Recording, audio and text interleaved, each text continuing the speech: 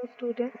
So today we are going to discuss about uh, Pseudomonas aeruginosa. Pseudomonas aeruginosa is a group of gram-negative organisms, gram-negative bacilli, and these are organisms that can cause multiple organ disorders and infection in any part of the body. It can involve any system and cause major systemic infections. Pseudomonas aeruginosa also produce slime layer, and for because of that it is very difficult to wash them from the surfaces, and these are the organisms which can also manage to grow on the surface of soap. So first we will discuss about the structure. So the morphology of Pseudomonas aeruginosa, if you can see in this picture, is a gram-negative bacilli. So when you do a gram stain, you will see the rods which are pink color, and the interpretation is gram-negative bacilli. They are motile organisms, and they are non-capsulated. So these organisms are highly motile, and they also produce pigments on culture media. Now coming to the culture characteristic, nutrient agar. On nutrient agar, if you can see this picture, you can tell that this organism has produced pigment. There are many pigments that are produced by Pseudomonas, and here what you can see in this picture is Pseudomonas is producing um, fluorescein. So fluorescein is a green color, fluorescent green color pigment, and here it can be seen nicely. And on McConkey agar, if you okay, here we have McConkey agar. So this is also a non-fastidious organism, and it can be grown on basic medium like nutrient broth or nutrient agar. On the growth on nutrient agar is already shown here in this slide, and you can also appreciate the presence of pigments that is produced.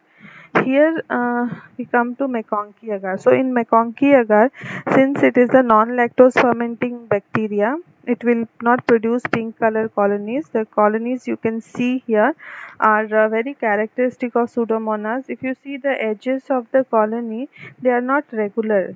The edges of Pseudomonas colonies are always irregular. If you see here also, they are not well defined edges, they are irregular. You can see here the edges of these bacteria are irregular. Cetrimide agar is a selective media for Pseudomonas aeruginosa, and you can also see the green color pigment which is produced, and also the colonies of the organism here. This is nutrient broth. Why I have included nutrient broth here, to show you how they grow.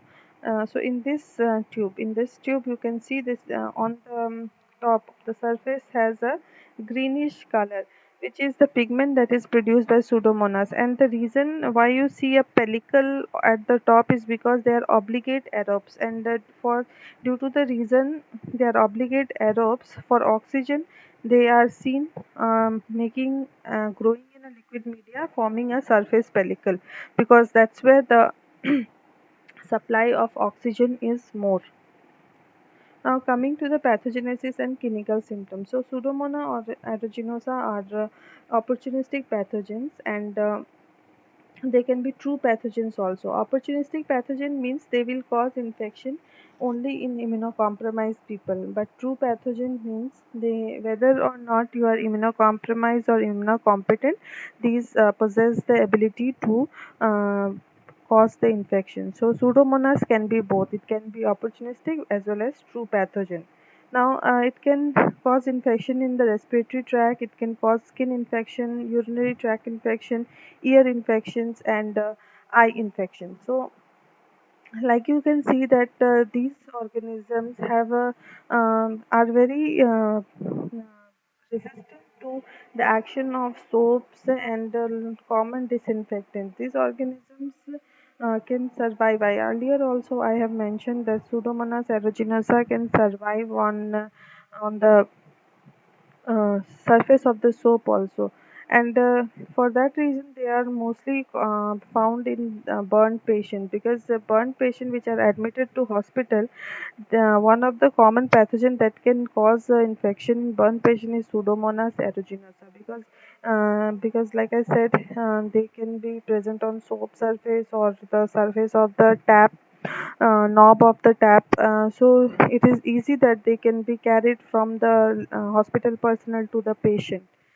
So it can cause infection. If you have, you can see here in this slide I have listed, so possibly every system can be involved and it can cause infection in all of them. Now coming to the laboratory diagnosis of Pseudomonas.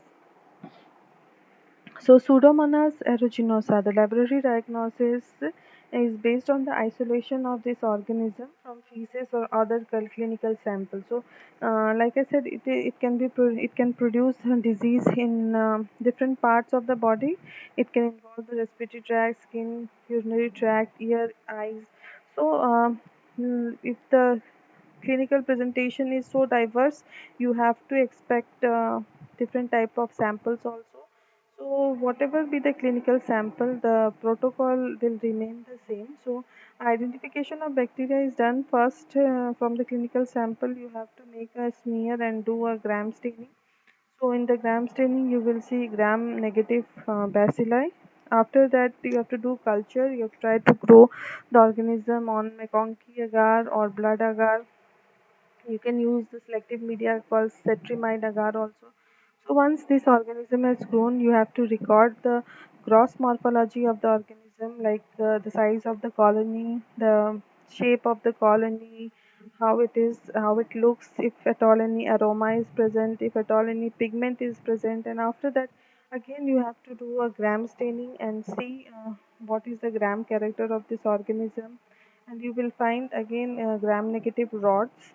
After this, you have to move on to the preliminary biochemical test, like catalase test. So, catalase test, in case of catalase test, we use catalase reagent, which is, if you can see here, we already discussed about the microscopy.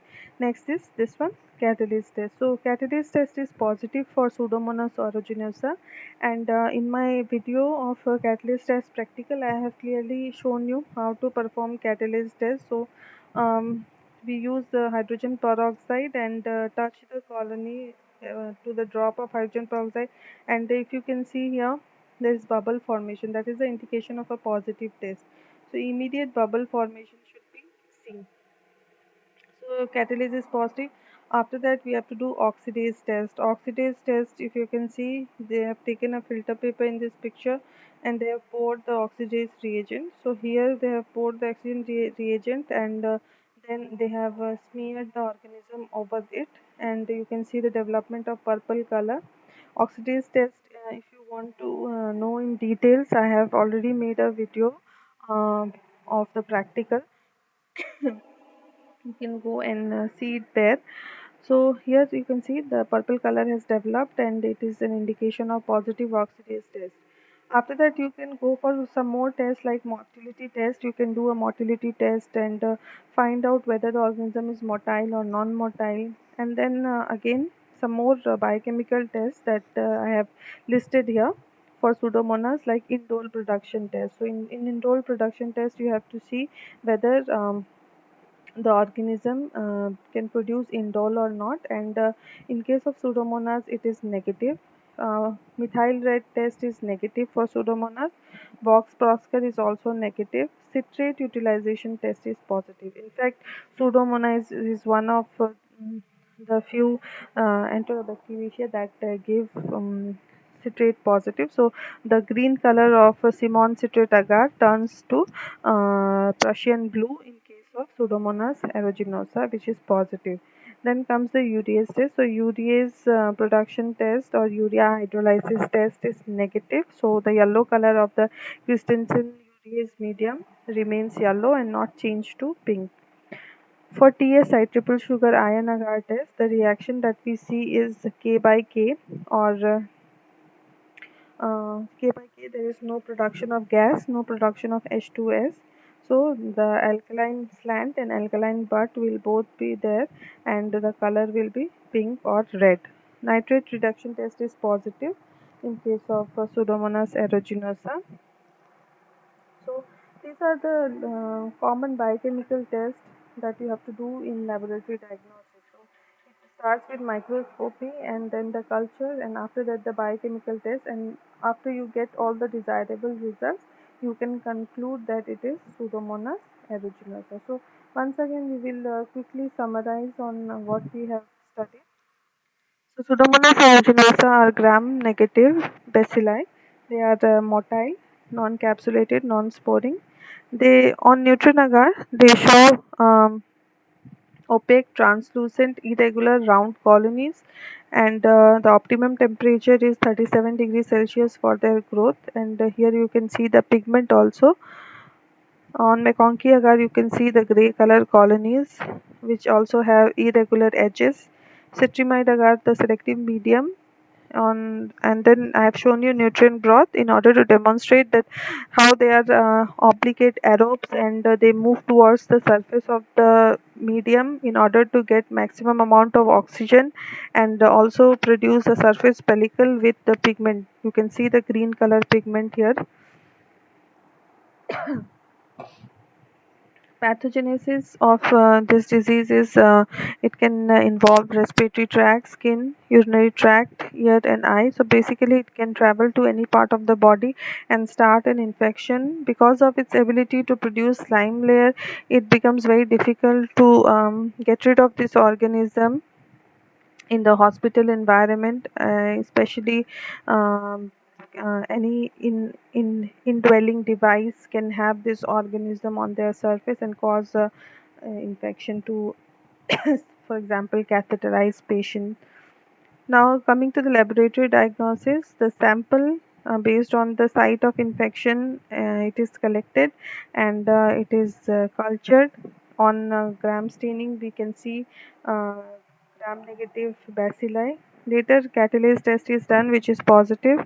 Oxidase test is also done and it is positive. You can do motility test, you will find it motile, and these are some other biochemical tests like indole negative, MR negative, Vox-Proskyn negative, citrate positive, urease negative, TSI K by K, that is alkaline by alkaline, no gas or H2S produced, and nitrate reduction test is positive. So with this we have come to an end of Pseudomonas aeruginosa. I hope you understood, and if you have any doubts, please first read your books, and then you can always post your doubts for me to clarify. Thank you so much.